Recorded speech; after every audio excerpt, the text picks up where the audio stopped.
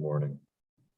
Morning. Okay, so I think we're up to the Mishnah at the bottom of Lamed Gimel Lamed Beis. I believe that's where we're up to. So let's see what the Hilchos Gemara says. The Mishnah says, Arava Gezula, a stolen Arava, and we're probably noticing a pattern that we keep on saying the same series of psulim, and we're listing them off individually for each of the minim, which is unusual. Why don't we just put it all together? All arba minim, Gzula, Yivesha Psula. So I believe Rashi here is going to address it. So Arava Gzula, Yivesha Psula, Shalashera, Vishalera Nidachas Psula. Once again, that's because it's Michtas Kosta Shirei, because it's Oimid L'Sreifa. Niktam Roishai, if the top of the stem was clipped off. Nifritu Aleh, if its leaves fell off. That tzaftefa is a certain type of arava that we're going to get a better description on it in the Gemara. Psula. Kamusha, if it's merely, well, I keep on forgetting the word for kamusha. If it's starting to get, it's not completely hard and dry, but it's starting to get brown. Oh, okay. The shenashru miktasala, or if part of its leaves fell off. The shel baal, if it's from a field that's not near a river, sheira, it's going to be kosher. So let's see what Rashi comments on it over here. Arava gzula yivesha psula lululav telachem akulukai. So we're not talking about the Gabba Hashanis over here on Shana Rabbah. We're talking about if you can use it as part of your lulav assembly. Given the Srefakai, the Tusim with the Shirei, Tzifzifa. So what is this? Rashi Minarava, it's a type of arava. It has a roundish leaf. You know, our aravas, they have an elongated leaf. It's supposed to look like an eye. But the Tzifzifa is perfectly round. And there's psukim that teach us why this is possible. Kamusha is Pelaria, Vishelbal, Rashi Gedela Besoida Shaloy Ahamachal. It grows in a field that's not along the river. Because the Pasuk says of the Arve Nochal, it has to be a rovers that grow along the river, but the Mishnah is telling us that that's Lavdavka. It's just there to identify the species. It's the species that normally grows by the river, but if it was growing somewhere else, it will be kosher for a rava. Baal Rashi says is Karkash Ein Tricha V'Hashtos. It's land that doesn't have to be irrigated. Rather, there's enough rain there that will properly irrigate the field. Okay, let's go on to the end of the Rashi.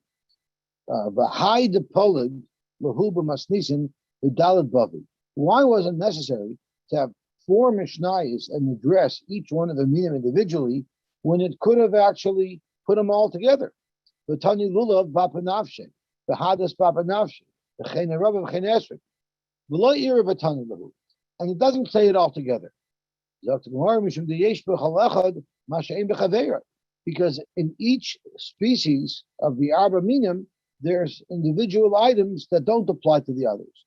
The Ilu Tina Har Barzel, which is something that was mentioned only by Lulav, Lo Shaykh Ala B'Lulav.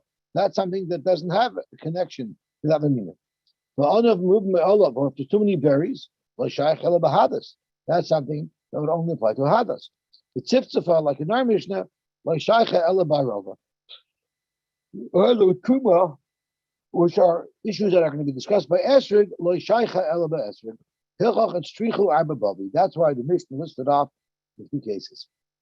So I was just wondering to myself, the Rashi tells us this on the 3rd Mishnah. He doesn't wait till the end when we're talking about Esrig, and he doesn't say it at the beginning. We're talking about Lulav. He says it after the 3rd time. Does anybody have any ideas why Rashi would have waited for the 3rd Mishnah to share this and not mention it right away, or at least by the 2nd Mishnah when we see already that Tal is repeating himself? Well, the Esrog is like separate, right? You have it's not bundled with the Lulav Esrog, so it's kind of a separate category. So if you waited till after these 3 that are bundled together, that you might think are smaller. I don't know. I mean, especially one that would have been as far to discuss them together. Here, okay, it's a good far. I was just wondering because it's a little bit unusual why Rashi picked the third incident to mention it. Unless Rashi also has a 3 strikes and they're out policy. Okay, so let's see even more. Tanurabam, Arvei Nochal, arovas that grow on a Nochal, on a river. Hagdel on a Nochal. That's one shot. Number Acher, Arvei Nochal, Allah Shalah Moshach Nochal. Its leaf is not round, it's elongated like a flowing river, unlike a lake. Tanya Edach, excuse me, Arvei Nochal. Ainly Ela Arvei Nochal. I would only know that if it actually grew by the edge of a river. But shall bow, Yishal Horm. What if it just grows in a regular field that's irrigated, like in Sammy Davis's front yard? Anyone who listens to our neighborhood knows the prominent arava bushes that are on the front lawn of Sammy Davis. Yishal Horm. Actually, now most of the aravas that are sold in Toronto are planted in the hydro corridor. There's a hydro corridor that runs across the north of the city. I believe between Shepherd and Finch. That's where they're planted now, and supposedly they flourish because of the electromagnetic field there. I don't know if that's true, but that's what Sammy Davis told me. They grow very well there.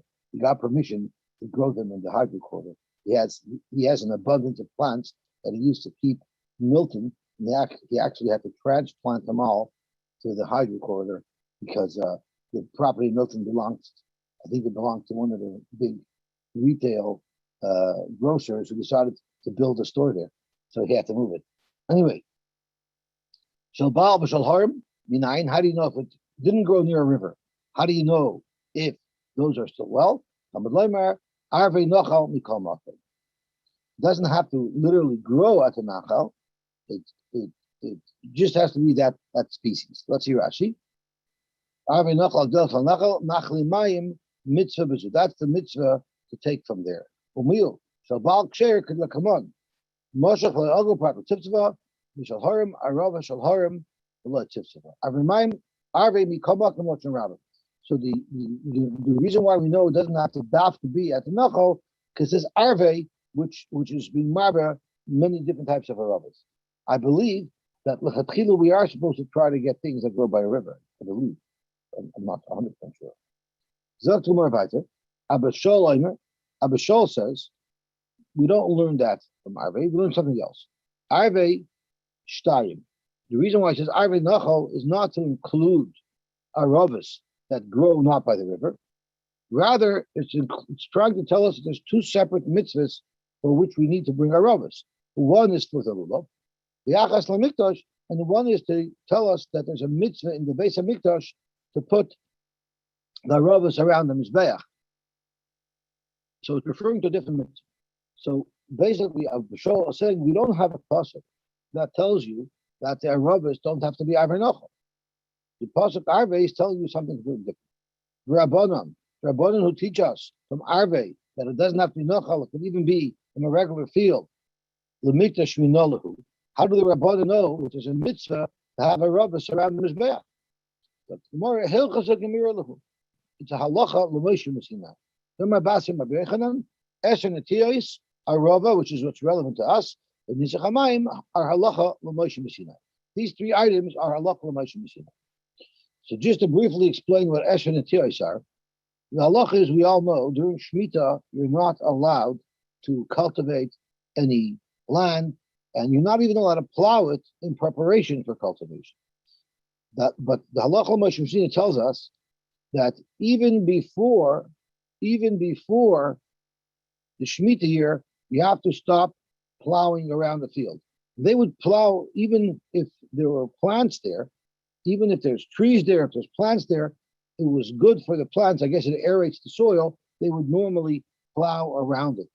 So the halacha is that nitiyos, which are plants, saplings, they're not fully grown trees, there's a heter to plow around them before the Shemitah year because they need that extra attention, they need that extra service so that they shouldn't die. So they were allowed. Now the question is, in certain cases, if there's a certain density of netios in the field, instead of just plowing around each individual plant, at a certain point you're allowed to plow the whole field. And imagine, just for argument's sake, that each plant has a 10-foot radius around it that needs to be plowed in order for that plant to be healthy. If you have these plants spread out in the field where their density is such that all of their radiuses tend to overlap slightly, so then you aren't just allowed to plow around each tree, then you could plow the entire field, because the entire field now is within the radius of one of the plants that require this special attention. So the halacha l'Moshe Sinai is allowing plowing on fields even before Shemitah. So Rashi has a long explanation of it, but that's what it is. There's the halacha l'Moshe Sinai that you have to stop before, but you're allowed to do these plowings. And the Rabbanan extends it a little further, and if there is a certain density in the field where all of the radiuses are touching, then you're allowed to plow the entire field. Nisach hamayim is the mitzvah of pouring water on the mizbeach over sukkahs. That's also halacha l'Moshe Sinai. These are all halachas l'Moshe Sinai. We have an interesting tosh, as I mentioned earlier. Is there a reason why you should try to get aravas that actually grow by a river? So let's just see what Tosha says, the second Tosha on the top of Lamed Daled. We would also need to really ask the same question. According to Abba Shaul, who learned that Arve is telling us about the extra requirement to use aravas in the Beis Hamikdash, how does he know Shel Baal v'Shel Hara Minole? How will he know that? Zok Tosha the Shema Leslie. Maybe Abba Shaul in fact holds that you have to get your aravas that grow by the edge of the river, and you cannot use these other aravas that grow elsewhere. And then he says it then, if he says, you shouldn't take an arava for your lulav, unless it actually does grow by a river. The stage rushes like the arve. You cannot use arve to teach you two things. So if you learn like Abba Shaul, that arve is teaching you that you also have to have aravas around the mizbeach, then there is no pasuk that tells you that the arve don't have to be by the nachal. So Tosha says, I knew I heard it somewhere. Tosha says that if you want to be mekayim, in fact, you have to have aravas that actually grow the river. Why can't he hold the halacha l'Moshe Sinai? Sorry? Why can't? Maybe I missed that. The Gemara doesn't, according to Abba Shaul, halacha l'Moshe. Just because the Gemara doesn't say it. Okay. Yeah. So it seems like according to Abba Shaul, we're going to have a problem. Again, I'm not sure what halacha l'Maisa is. I'm not sure what halacha l'Maisa is, but clearly Tosha holds that that's what you're supposed to do. Again, I don't think our aravas, most of our aravas don't grow by a river. Taner Abaram. Arve Nachal, Hagadelos ala Nachal. These are aravas that grow by a river. Prat Latziftafa, this excludes the arava that's called Tziftafa, Hagadela bin Harim, that grows in the mountains. Omar Bzeir, my car. Where do you see a pasuk that shows, that illustrates that this Tziftafa is sort of an inferior arava? It doesn't make the grade. Because it says in the pasuk, "Kach al mayim rabim tzefsef shemoy." This was, I believe, it was Yecheskel giving Musar to Klal Yisrael. He said, "Vayigach mizera aretz." He took from the seeds of the ground, "Vayitneu b'stei zera," and he said, "B'stei zera kach al mayim rabim." So, and what he said is, here you planted an arava that was near a lot of water, which should have been a superior plant, and what happened? Tziftzava samai. You made it into a tziftzava. You made it into an inferior type of plant. So he was giving most of the Klal Yisrael. You should have had the best type of production. In other words, you should have been mitzvahs, you had everything going for you, and you messed it up. So let's see where Rashi says over here. About 5 lines down in the wide lines. Rashi says, "My car, the tziftzava l'griusa." How do you see from a pasuk that tziftzava is an inferior plant? below meaning that Arava heat, and wouldn't make the grade for an Arava.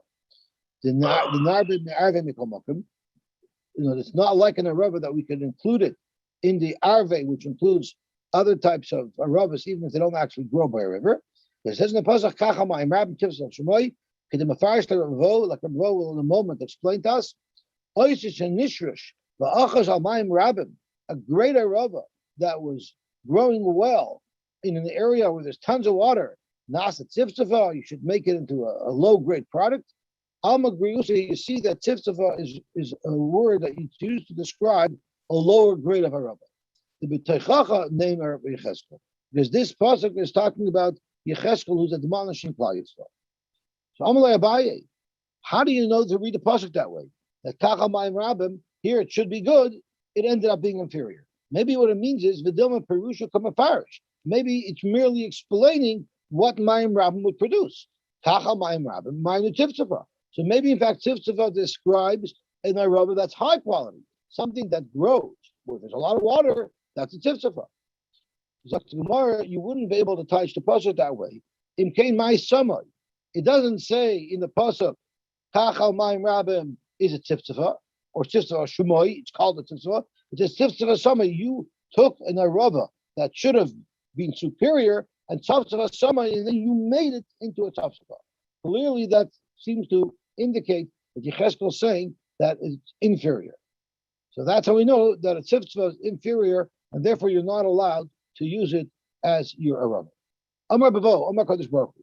Ani Amarti, I said, Shiyu Yisrael Lefanai Kikacha Ma'im Rabim. I wanted Klal Yisrael to be like a plant that grows with a tremendous amount of water. Umayniu Arava. And what's that Arava? That's what I wanted from Klal Yisrael.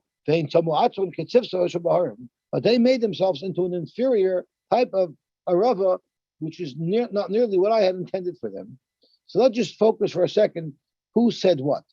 We have the Brisa that excludes Tivsava. Reb Zera wanted to illustrate from a pasuk to explain the Brisa that a Tivsava is not good. Abaye had a problem with that, and then the Gemara answers. And then Reb Vo comments on it. The Gemara is going to now quote exactly the same Shakla V'Tarya, but it's just going to be attributed to different people. There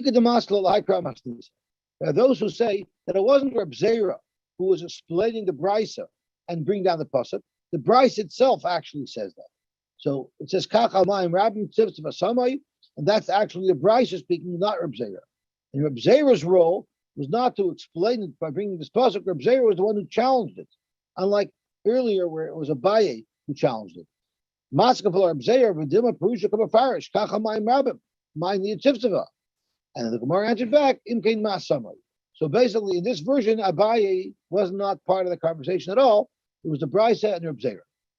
But the information is identical.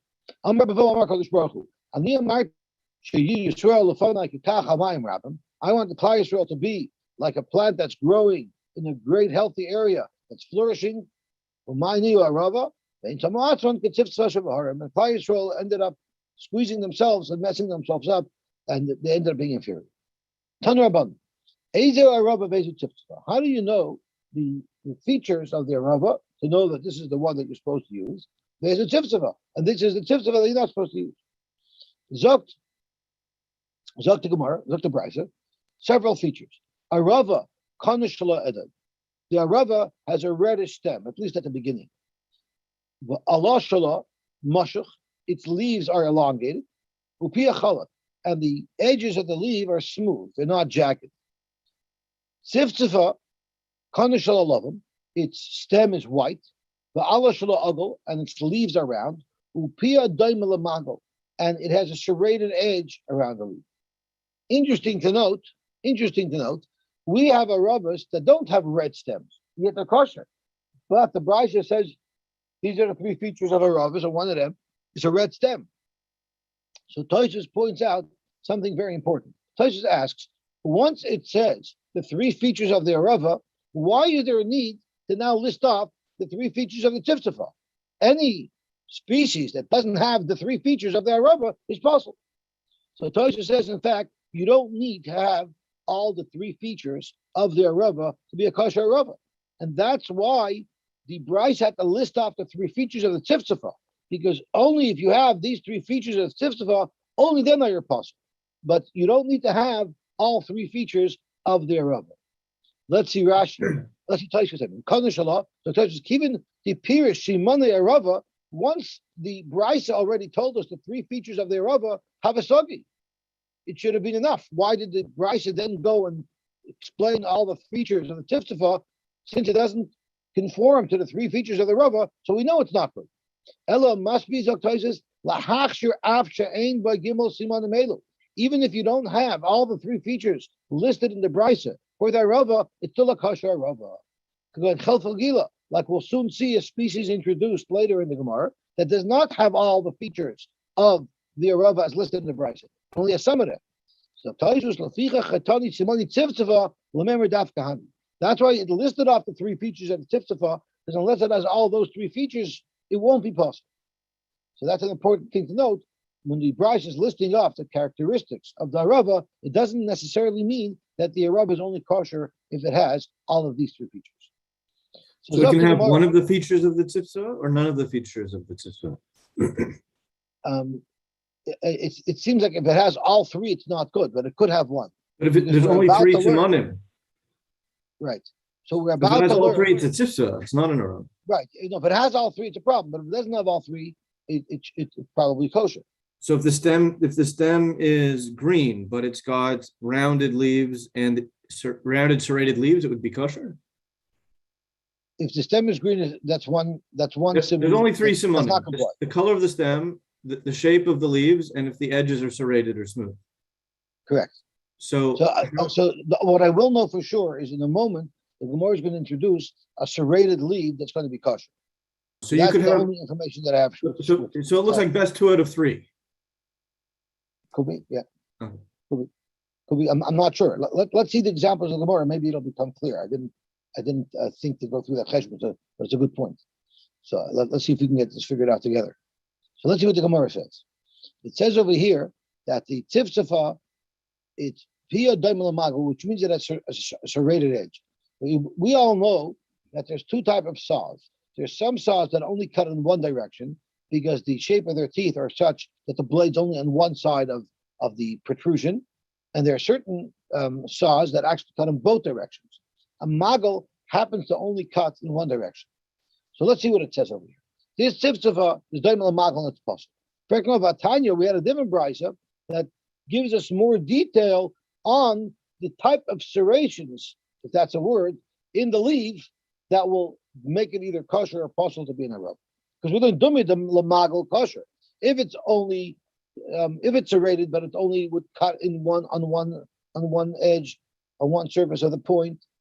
I mean, it's a leaf; it can't cut at all. But had it been a metal saw and it had that shape, then it would be like a magal. It would be kosher. But if it's the type of saw that will cut on both sides, puzzle. So you see that the style of serration of magal does not possible it to be an arava. So why is it that the tiftzava is possible when we have another brisa that says that this style of serration is not a problem? There was an arava that was called chelfa gila. Only for the chelfa gila do we say that if it's daimel magal, it's going to be kosher. But the tiftzava is not kosher anyway. So this is telling us that the serration itself, for sure, is not a bona fide sign that it's not kosher, because the tiftzava has this type of serration, and it's not kosher. Yet the chelfa has this type of serration, and it is kosher. So there's got to be more features involved. So a victor time is maybe you need 2 out of 3. Could be. So let's see. Let me see if Rashi says something that'll make it clear for us. Chelfa gila, Rashi says, min arava ksheri. It's a kosher arava. Upia daimel magal, but its serration looks like a magal. Avol shar arava, all other aravas pia chala. So Rashi is telling us that most aravas have a smooth edge on the leaf. The chelfa gila is the single species of arava that happens to be kosher, even though it's serrated. So it only is similar to the arava in 2 of the 3 features. And the tiftzava I guess just having one of these features is not enough. I guess you have to have all three features of tzivtzava to be possible. How does Rashi understand this, the Hatanya? Because it says there's two kinds of serrations. One is a single-sided serration, and the other is a two-sided serration. But then it says that only the tzivtzava has a serration. Where does it? No, only the chelfagila. The chelfagila is the only kosher species. The chelfagila is the only it's a kosher species that has a serration. Right, it's the only one. All the other ones. And its serration happens to be the magal style. Not like the tzivtzava. That's right. The tzivtzava is also the magal style, but the tzivtzava has two other problems. The tzivtzava also has a round leaf, and it also has the wrong color stem. So I think, like you said, unless all three are bad, unless you have all the three bad simonim, it seems like maybe two or maybe even one simon that makes it similar to the proper rava would suffice. Okay, let's see the Gemara Vayter. Amar Abaye kitani b'chol fagila. Amar Abaye, shmamina. Now you see from this brisa that indicates that the chel fagila is going to be kosher. That high chel fagila kosher loishana. It must be that the chel fagila is a kosher rava. Make no pshita. It's kosher that's a kosher rava. Why do I need a buyer to tell me that? That the marmau the tema hoil v'is leishem lovui. Since it's not just called a rava, it's called a rava fagila. So maybe it's not good. That it's still kosher. Maybe in fact it's not kosher because it has a shem loving. How do you know so surely that it's a good arava? So I actually didn't read it right. I put emphasis on the nachal. It's on the arve, plural. There's many different types of aravas that are kosher. It's inclusive of many types of aravas, not just something that's only called a rava. Even if it has a shem loving, it's going to be acceptable for an arava because of the riboy of the plural word of arve. Okay, Zok the Gemara back. Amar Chista. Hani Klas Vili. So this is a little bit of a diversion. There's three items that Ishtani Shemayu Mechichar Beis Hamikdash. There's three items, and the Gemara is going to extend that to additional items that what people used to refer to it before the Beis Hamikdash. Now people use different words to refer to it, and the relevance of this discussion is to make sure we've identified what it is that we're talking about, because it'll be relevant for a halacha. So let's see. The first example is us. Chalafta, arafta, arafta, chalafta. It used to be that a chalafta, which actually Rashi says is not referring to the kosher type of arava, it's referring to the non-kosher type of arava, such as the tzivtzava. It used to be that the tzivtzava was called by the name chalafta, and the kosher arava was called by the name arava. And after the Beis Hamikdash was chorah, for some reason people changed how they refer to these things. I'm not sure why. Arafta was chalafta, which means that you have to use the right, when you go to the garden center, you have to ask for the right plant, otherwise you're not going to be to the mitzvah of arava. Here it's very important to clarify what is the right word that you use when you want to buy a kosher arava. Because if you ask for the wrong thing, you're going to get the wrong thing and you won't be yotze. So before the Beis Hamikdash, we used to go to the store and ask for an arava. Now when you go to the store, you better ask for a chalafta, because otherwise they're going to give you the wrong species. Shipur chatzoitra, chatzoitra shipur. There was shofar and there was chatzoitras. A shofar is made out of an animal's horn and it's rounded. Chatzoitras are made out of a metal and it's straight. So before the Beis Hamikdash was chorab, they called a shofar. They called the chatzoitras the trumpet. They called the trumpet. But after the Beis Hamikdash was destroyed, they started referring to a shofar as a chatzoitras, and a trumpet as a shofar. The nafkamina of shofar is Rosh Hashanah. Nafkamina is if you blow the wrong thing on Rosh Hashanah, you're not going to be yotze. Pesarta, there was a table, and there was a big table and a little table. It used to be a pesarta was a big table, and a pesarta was a little table. And then they made it to pesarta. Then the word that they used to describe a big table with, they describe a small table with, and vice versa. Lamai nafkamina. What's the difference? What word you use to refer to a big table, and what word you use to refer to a small table? So tomorrow lamekach lamemper. if you make a deal with somebody, I'm going to give you $50 for this pesarta, you better realize that they're going to be giving you a small table, not a big table. Even though once upon a time it would have referred to a big table. Now, once you have this svar of Mekach Memkar, so then you don't need the earlier svaras of Shofar for Shal Mitzvah or after, because Mekach Memkar is a reason why any item needs to be properly identified. Amar Do we need Abaye, the so Gemara Abaye to says, tell us this? I'm sorry? Do we really need the Gemara to tell us this, that what you're buying, buyer beware? Like I don't know. It just seems strange. I actually saw somewhere that says, that comments on this. Let me see if it was over here. That you can't, it's negay halacha l'maisa, you can't say, I meant the other thing. When you order something and you express it with the current expression, you can't go tanya that tamekach tos and you give me my money back, because they have a right to tell you that that's what it's called. I saw that somewhere. I don't remember where. Maybe brought The to buyer place. doesn't have I a read that in Amelia Bedelia. The Amelia Bedelia books. So they both don't have a taina. The seller doesn't have a taina. Whoever might benefit from the taina can't taina. Right. In other words, we have a right to enforce it based on the current meaning of the word. Okay, let's see the Gemara weiter. Omar Abaye, I have other examples of the same thing. Bekasi hovlila and hovlila bekasi. We know that a cow has 4 stomachs, and one of the stomachs is called the base of places, which is the bekasi. And the bekasi has 2, it's like a bag inside a bag. So there's the outer membrane, there's mush inside, and then there's an inner membrane.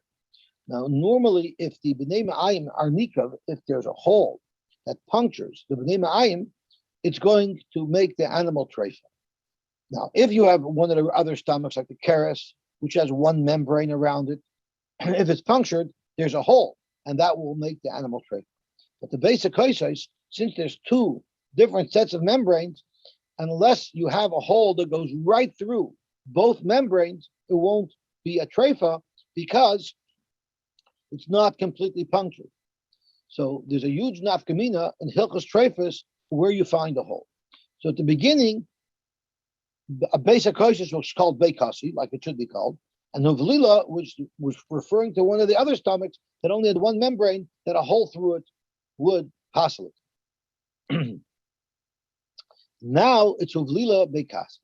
Now the basic kosher is referred to with the identification of Lila, and the other stomach is called Beikasi. What's the difference?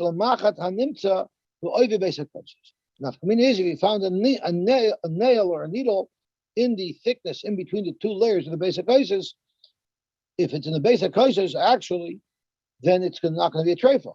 But if it's in the other stomach, let's say there's a needle that's inside the thickness, the membrane around it has a thickness of 1/4 of an inch. If there's a needle that's inside that layer, it would passel it. Masha'enkein, by a basic cases, it would not passel it.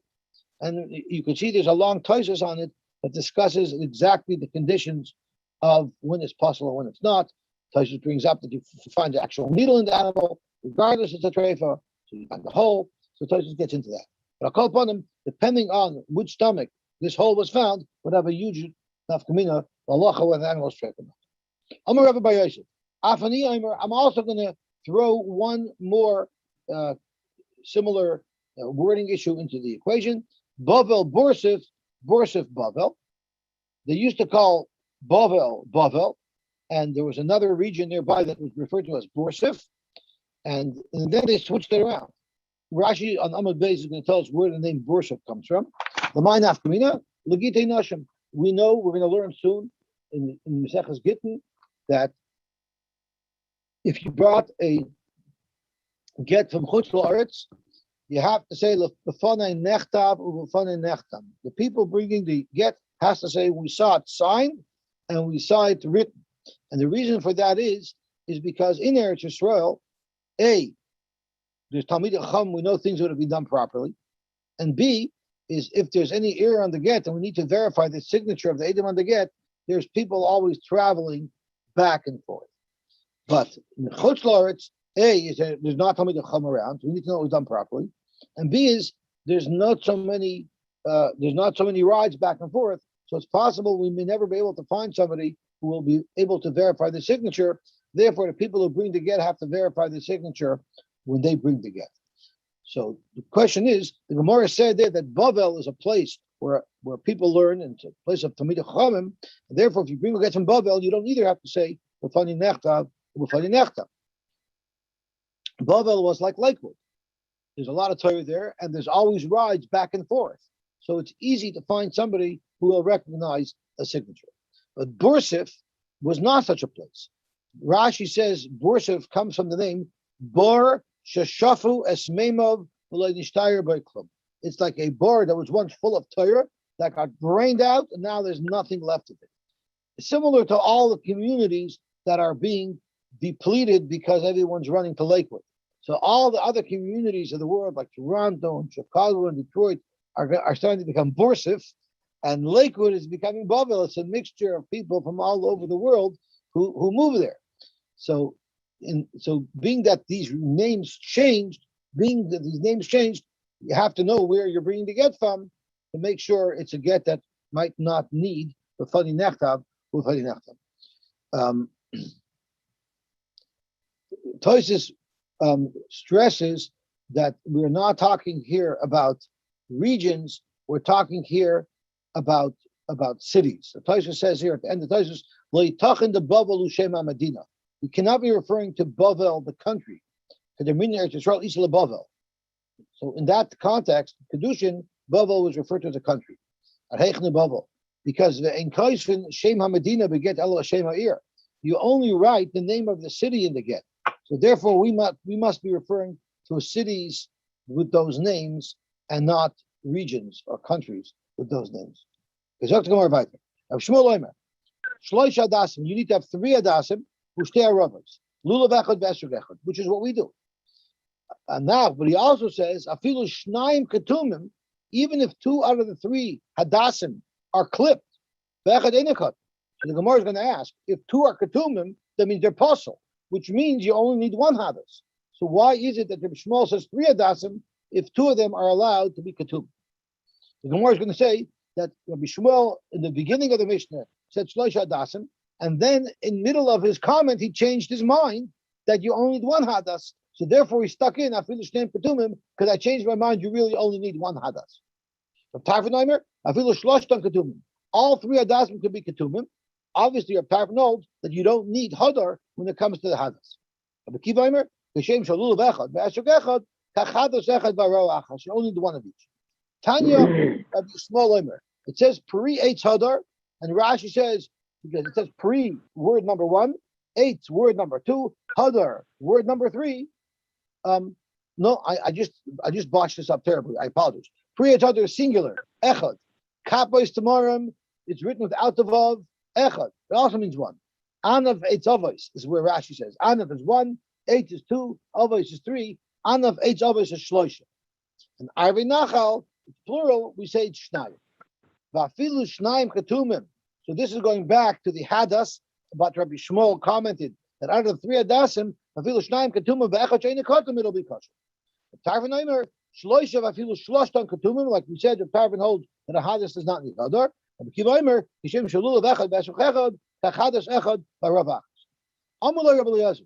Rabbi Eliezer told him, Yachol yei esrog imoyen, you might have thought that the esrog has to be tied in the same bundle, bagud achas, as the lulav with the hadasim and the ravas. Amrit, we would say the chinoimar pri eitz hadar v'chapos tamarim. If you look at the pasuk, it's pri eitz hadar, and then there's no vav kapos tamarim. So clearly, we're separating the pri eitz hadar, the esrog, from the lulav, which is the kapos tamarim. But it says pri eitz hadar, comma kapos tamarim v'avrei nachal v'anaf eitz avos. So by the other 3, there's a vav connecting them to tell us that they have to all be bound together. But between the pri eitz hadar and the lulav, there is no vav connecting them, which teaches us that the pri eitz hadar is separate and the kapos tamarim and the rest of the minim are together. It doesn't say v'kapos, it says kapos. So that's how you know it's not connected. How do you know that you need to have all 4 minim? You can't just get away with 3. when you take the lulav and esrog, it has to be a complete taking, meaning you have to take all four and hold them together. Rabbi Shmuel, Manashah. Rabbi Shmuel doesn't make sense. He said first you need 3 adasim, but then he said two out of three could be clipped. Ish shleimin boy liboy namikulu. If you hold you need hodar by the hadas, then all 3 should be hodar. All 3 have to be perfect. Eloi boy shleimin. If you don't need shleimin, you don't need hodar by the hadas. Afilu chad nami loy. Then you shouldn't even need one that is not clipped. Yet Rabbi Shmuel at the end of his remarks said that one of them has to be perfect. Amar Rabami, Chazar Rabbi Shmuel. All that happened was while Rabbi Shmuel was making this comment that you need 3 hadas, and he changed his mind that you only need 1 hadas. Therefore, he said that 2 could be clipped because it's as if they're not there. We're going to see from here that you're allowed to have extra hadasim in your bundle, and that's not going to be a problem. And we'll see that shortly. Amar Bidom Shmuel, halacha grab tarfin. Halacha tarfin that you don't need hadar by the hadas. And this is consistent with another story that happened with Shmuel. Shmuel told the Hadassim dealers, you better charge normal prices, you better not gouge. Because if you're going to gouge, if you start gouging, I'm going to tell everybody that you can get Hadassim that are clipped. And then people aren't going to spend money on Hadassim because it's very easy to find clipped Hadassim. Look, my timer. What is the purpose of Shmuel allowing everybody to use clipped Hadassim? It's because he's Mekel, and he's trying to show these guys, these merchants, that they're not going to sell enough Hadassim. Well, Velidish Luke Rebbe Kiva to make Otzvei. If he was trying to threaten the dealers, he should have rather threatened that apostle like Rebbe Kiva, who says you only need 1 Hadas. Reb Tarfon holds you need 3. Yes, they're clipped, but you need 3 of those. So it's a better threat to tell them that I'm going to tell people they only need 1, which is Rebbe Kiva. So tomorrow, no. Reb Tarfon's a bigger threat. It's much easier to find 3 clipped Hadassim than 1 non-clipped. So if he wanted to threaten the merchants, the best way to threaten them is to say that I'm going to allow Hadassim that aren't Hadar, because those are a dime a dozen. That's really going to threaten their income. Okay, yes. The reason why they're more prevalent is because you could buy 1 and clip them into 3. I was thinking the same thing. Uh-huh. But that doesn't make him a bigger threat than Rebbe Kiva. That makes him the same threat as Rebbe Kiva. No, because you still need 1. Right. No, you don't need any. You could even buy 1 because clip. even the first one could be clipped. Even the first one could be defective. Right, but people don't grow them on their own. They go to the secher, and instead of having to buy 3, they'll buy 1 and clip them into 3. I was thinking that. Yeah. Okay. Let's just look at this Tosh's Arvei Nochel Shtayim, because it's a very interesting point. A small little Tosh's. Tosh's says, "Afilu noisin kama hadasim the kama rabbis velulav ein zabal Tosh's." It's only about Tosh's if you add another min. But if you have 10 hadasim inside, and there are people I believe who have 7 hadasim, there's a minute of certain people that have actually 7 hadasim. Adding hadasim or a rabbis won't be a problem. Afilu man the torch eged elam kin moisef min achet. So Tosh's is saying there's only a problem about Tosh's if you add another min. But if you put more rabbis than required, or more hadasim than required, that is not a problem. Okay, let's see the Mishnah, and then I want to tell you a fascinating recounting. Esher Gagozal Bayabish. So once again, as Rashi told us, this is a repeat.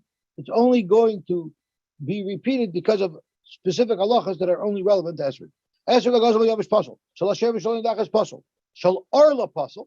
And we're soon going to see why Shal Orla is Pasal. The Gemara is going to explain. There's 2 reasons. Well, one of the reasons it's not edible, and the esrog has to be edible. Shal truma tmeya pasal. Again, you can't eat truma tmeya.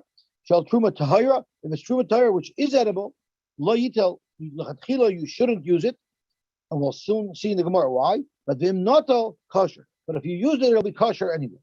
The Gemara is going to say you shouldn't use it because you might make a tame, and you're not allowed to make truma tame, or you could ruin it, or you touch it. Shal demai beishamai poisonu v'sol machshir. If it's demai, the machlokes beishamai and beisilil, if you're allowed to use it for your esrog, and the Gemara is going to explain it's totally in whether or not you're allowed to serve demai to an ani, or if you're allowed to serve demai to a guest. So my shesheni b'Yerushalayim, Mashasheni in Yerushalayim, once again, you're allowed to eat Mashasheni in Yerushalayim. Lo yitel, you shouldn't, then not kosher, and we'll see the Gemara why. Also, Chazadas al Rubai. What if most of the esrog got marks on it? Discoloration. Notla pit masai. The pitim was taken off. And in most shitas, the pitim is the thing on top. Although Rashi brings a shita that the pitim is underneath the uketz. The uketz has two parts to it. It has a part that protrudes from the esrog, and then has the part that goes into the esrog. So Rashi has one shot that the pitim is part of the uketz that goes into the esrog. But most people learn that the pitim is the top of the esrog. Niklaf, if it was peeled. Nistak, if it was cracked. Nikev v'chaser kalshu, if there was a hole made in the esrog and part of its meat was removed, unlike a pinhole, which creates a hole, a puncture, but it doesn't remove any of its meat. Puzzle, it's going to puzzle. Also, if it got spotted, discoloration on the meat of the esrog, or not al uktzah, or the uktzah was taken out, or nikev v'chaser kalshu, or if there was a hole but nothing was missing from the mass of the esrog, kosher, it'll be kosher. Esrog akushi, a black esrog is puzzle, a yark, a crazy, and if it's green, a mayor machshir may be the puzzle. We learned to be the whole puzzle not because of hodor, it's puzzle because it means it's not fully grown. Shir esrog a cotton, what's the smallest esrog? A mayor ego is like a nut, a vida mekabetza like an egg, uvagadol, and the largest size allowed is kadesh yoiches shnaim b'yadechas, should be able to hold two esrog in one hand. Divrei Rabbi Yehuda, Rabbi Yosy Omer, afilu achad b'shayadav, even if it's so big that you need two hands to carry one esrog, it will be good enough. And I just want to. For the stories, to say this Mishnah answers your question of why Rashi differentiated between the three. You asked before you asked why did Rashi stop after make the differentiation after the 3 minute, not wait till after all four. I said, now you know why. Aha. What do you mean? Because the esrog's so different. There's so many different. I hear. So let's just see what it says over here. Very, very important. Yud Aleph. When you shake the lulav and esrog, you actually have to hold the lulav and esrog together. They have to touch each other. You have to shake them both together. So you're not allowed to separate them. When you shake them, they have to be both together. And he brings down from Arakanti, the Beher Eitiv, brings down that the Shulchan Aruch, the Beis Yosef, brings a very funny story. Because of a Beis Yosef, B'Shem Harekanti, who was, I think, a big makubal. I had this secret told to me that you have to touch the lulav to the esrog. Belel Yom Tov Echad Shel Chag HaSukkos. 1 year, the first night of Sukkos, Nisachsen Ethli Chassid Echad Ashkenazi. There was an Ashkenazi Chassid who was staying by me. Shemayah Rav Yitzchak, his name was Rav Yitzchak. Rizi B'Chaloim. I saw in a dream. So Yekaisev Shem Havaya. I was sleeping. My guest was sleeping wherever he was sleeping. And in the dream, I saw him writing the Shem Havaya. He wrote Yud Kei Vav, and then he separated it, and then he wrote the Hey somewhere else. So in my dream, I told him, Mazah sister, what are you doing? Hey Shiv Koch, he answered, this is how they write the Shem Havaya where I live. So in my dream, I said, absolutely not. And I made him write the Shem Havaya properly. When I woke up, I was like blown away by this dream. I couldn't understand, make sense of it. The next day in shul, I saw him shaking the lulav without the esrog. And then I understood what my dream was telling me, that the 4 minim are connected, the 4 shemus to their bonish shalom.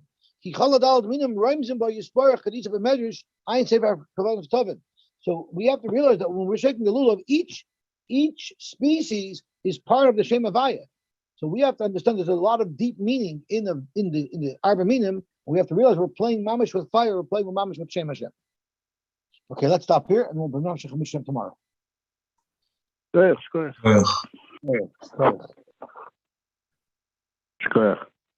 Shkoyach.